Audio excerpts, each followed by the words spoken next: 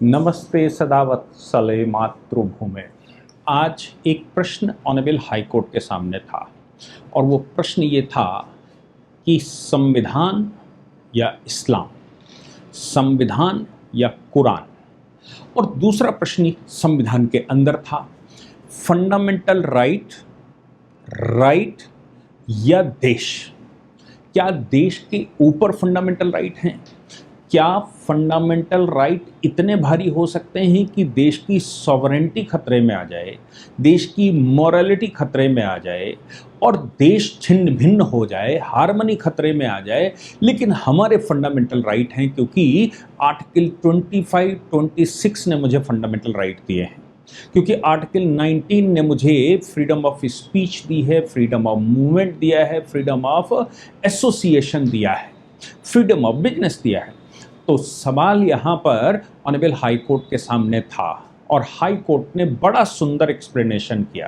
केवल high court ने explanation नहीं किया, उससे पहले सुप्रीम कोर्ट भी कई मामलों में इस पर बड़ी विस्तृत रूप से कह चुका है। सुप्रीम कोर्ट, अभी मैंने कुछ दिन पहले आपको बताया था कि एनडीपीएस के मामले में सुप्रीम कोर्ट ने जब बेल डिसमिस की थी तब ये कहा था कि ये देश के दुश्मन हैं और जो ये काम करने, ड्रग्स का काम करने वाले हैं, ये भारत की सॉवरेंटी, भारत की संप्रभुता पर खतरा है, इसलिए तुम्हारे राइट नहीं हो सकते। सुप्रीम कोर्ट ने कई बार ये बात कही है कि एक बात सदैव ध्यान रखिए कि आर्टिकल 19(2) भी है। ये ध्यान रखिए कि आर्टिकल 21 इतना भारी नहीं हो सकता, right to life and personal liberty इतना भारी नहीं हो सकता कि वो देश की कॉस्ट पर हो। ये बात सन 1950 में ही A.K. गोपालन, आप दिल्ली में, मैं जहाँ तक समझता हूँ कि उधर जाएंगे खड़क सिंह मार्ग और या फिर कालीबाड़ी मार्ग, उधर एक बिल्डिंग में उधर से निकला तो मैंने देखा कि उसका नाम A.K. गोपालन बिल्डिंग लिखा था। A.K. गोपालन, मेरी पत्नी ने पूछा कि A.K. गोपालन कौन? तो हमने कहा A.K. गोपालन एक कम्युनिस्ट नेता हुआ करते थे और वो आज़ादी के तुरंत बाद ही उधम मचाना शुरू कर दिए थे। कम्युनिस्टों का अंत, या फिर मैं कहूँ जो मिनिमम कम्युनिज्म की पावर है, वो इस समय मोदी सरकार के टाइम पर है। A.K. गोपालन जिस समय नेता हुआ करते थे, कांग्रेस के बाद दूसरे नंबर की पार्टी कम्युनिस्ट पार्टी हुआ करती थी। उन्होंने उधम मचाना शुरू किया, आर्टिकल 21 का हवाला देना शुरू किया, आर्टिकल 19 का हवाला देना शुरू किया, उनकी गिरफ्तारी हुई और अभी सुप्रीम कोर्ट के पास आया। तब भी सुप्रीम कोर्ट ने कहा था कि याद रखिएगा, देश की संप्रभुता के ऊपर तुम्हारे राइट नहीं है। हालांकि बाद में एडीएम जबलपुर का जजमेंट भले ही पलट दिया गया हो, लेकिन ये कहा गया कि सॉवरेन, एब्सोल्यूट सॉवरेंटी है, एब्सोल्यूट फंडामेंटल राइट नहीं है।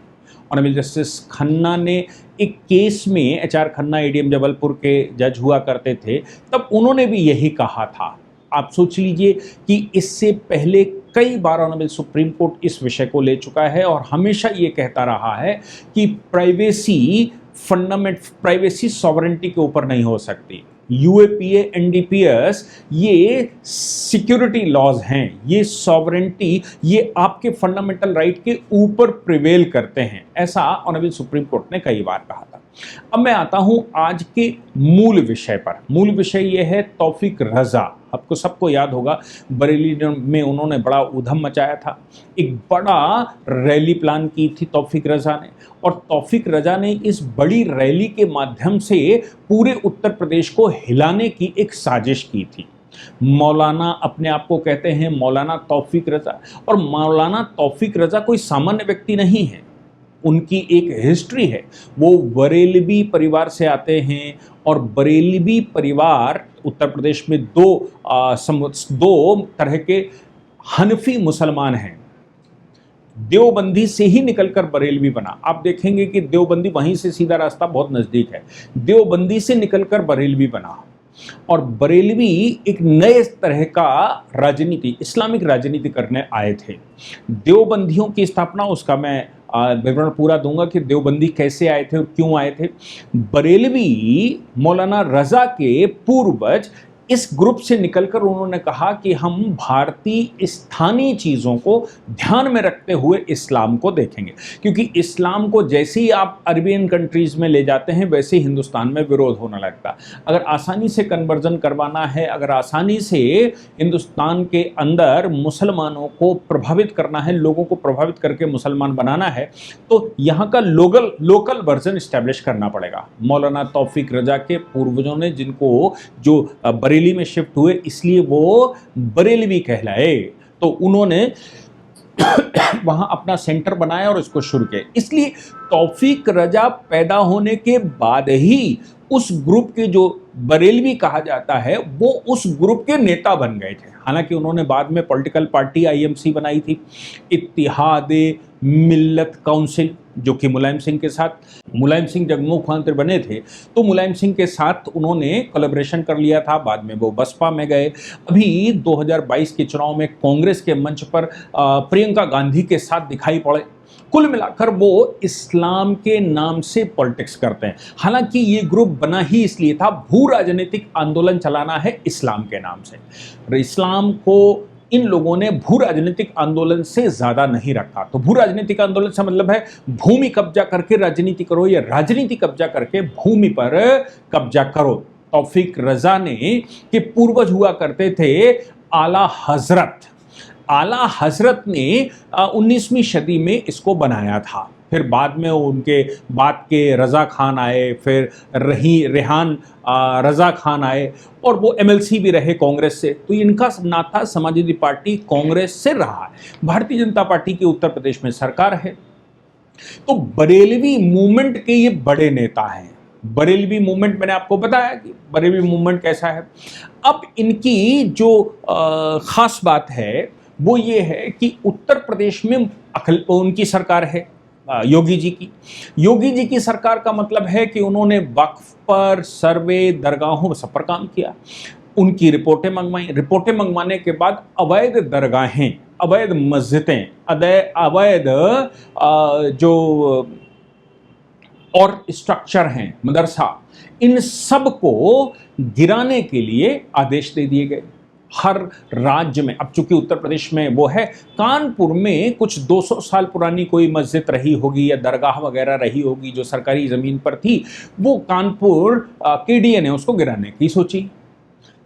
कानपुर म्यूनिसिपालिटी को वहाँ एक वाटर टैंक बनाना था पानी स्टोरेज के लिए, लेकिन साहब वो नहीं माने ये लोग। सरकार कोई कागज नहीं, कोई वो नहीं, सरकारी जमीन पर बनी हुई थी।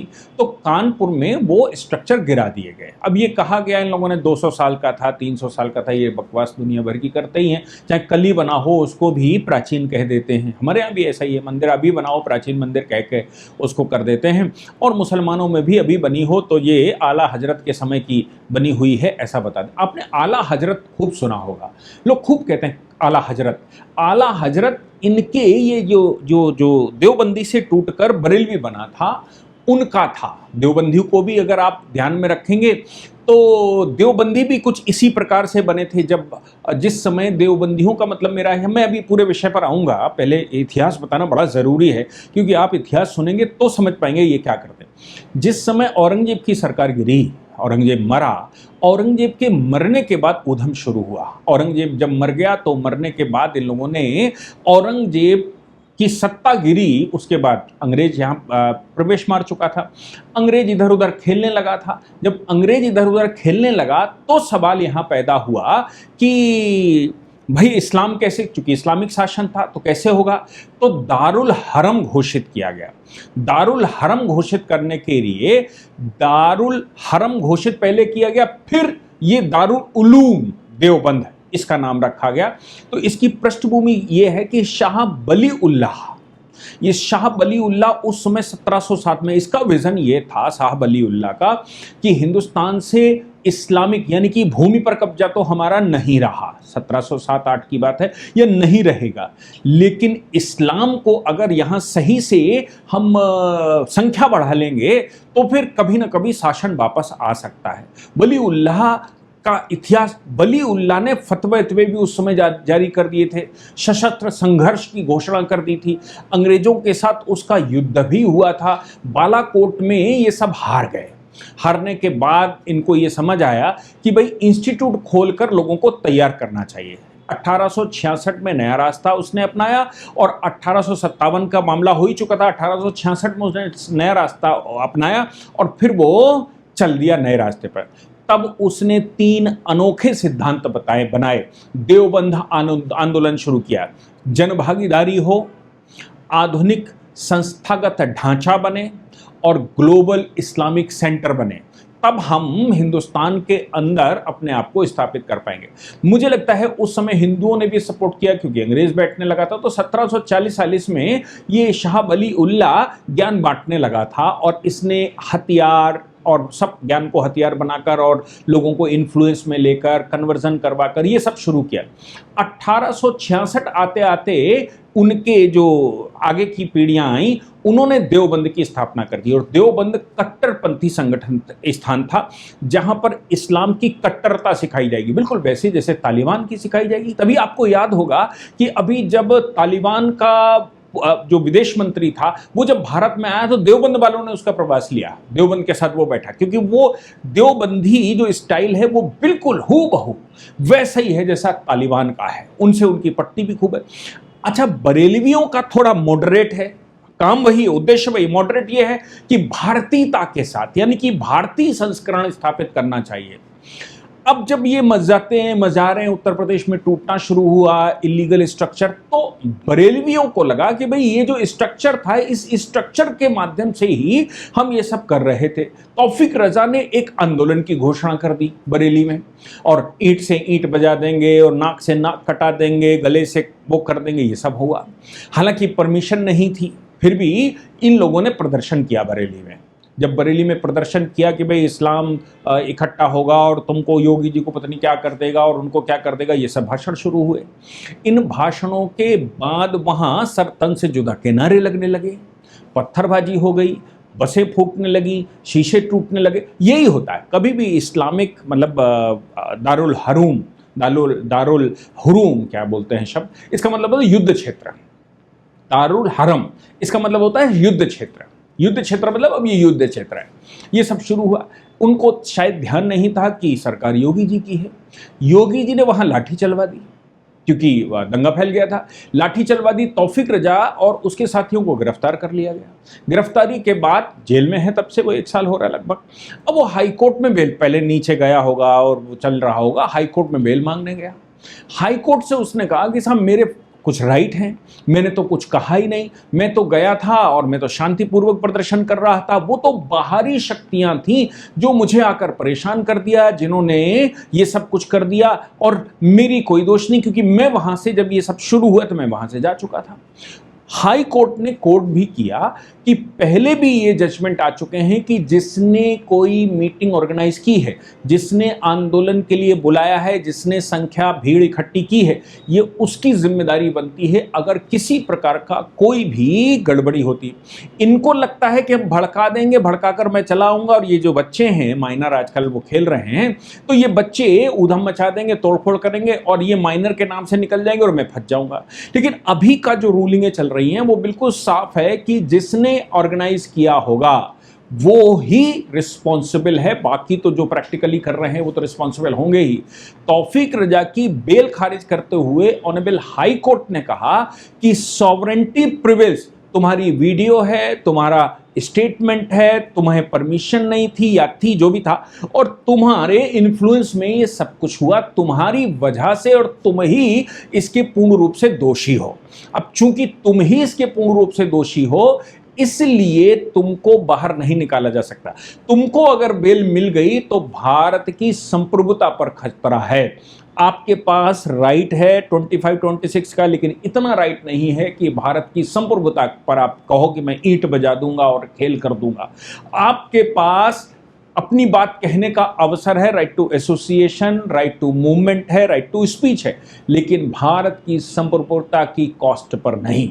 आज हाई कोर्ट ने बेल कैंसिल करते हुए एक बड़ा स्टेटमेंट दिया और संप्रभुता के फॉर्मूले को यहां एस्टैब्लिश किया और कहा, जैसा सुप्रीम कोर्ट कई बार कह चुका है अलग अलग मामलों में, यूएपीए चूंकि लगा हुआ है और जो दंगे भड़काने वाला है वो लगा हुआ, वो धाराएं लगी हुई, तो उन्होंने कहा ये धाराएं सॉवरेंटी बचाने की हैं। तो तुम्हारे कोई फंडामेंटल राइट अगर तुम कहते हो कि भाई मेरा तो फंडामेंटल राइट है आर्टिकल 25-26 में, मैं तो इस्लामिक व्यक्ति हूं और इस्लामिक व्यक्ति हूं तो कुरान में जैसा कहा इसको बजा दो, उसको बजा दो, इसको उठा लो, उसको उसका सर तन से जुदा कर दो और एक ही सजा, ये सब भारत में नहीं चलेगा।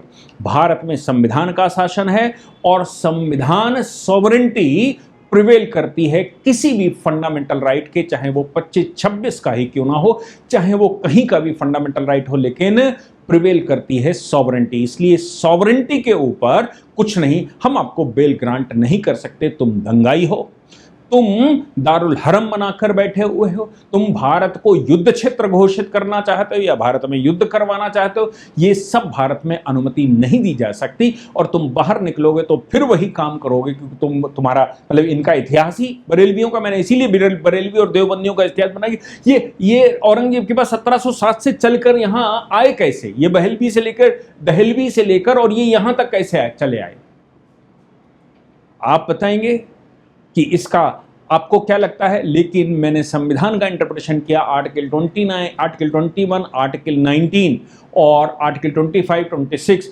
इसके ऊपर भारत सॉवरेन कंट्री है। प्रीएम्बल ऐसा कहता है, सॉवरेनिटी पर कोई सवाल नहीं कर सकता और कोई राइट इतना बड़ा नहीं हो सकता जो भारत की संप्रभुता पर प्रश्न चिन्ह लगाए। क्योंकि इनकी स्थापना भारत को दोबारा दारुल इस्लाम बनाने के लिए ही हुई थी, ये शुरू ही वहीं से हुए थे, वलीउल्लाह शुरू ही वहीं से हुआ था, इसलिए ये उसी उद्देश्य में लगे हुए। मैं कहता हूं पाकिस्तान विभाजन के बाद इनको पाकिस्तान नेहरू ने क्यों नहीं भेज दिया, नेहरू ने इनको रोका क्यों, ये बड़ा प्रश्न है। नेहरू लियाकत समझौते के तहत ये भारत में रुके क्यों, जब आपने इस्लाम का शासन बनाने के लिए ही किया था तो पाकिस्तान आपको मिल गया था, वहां जाते बढ़िया फलते फूलते।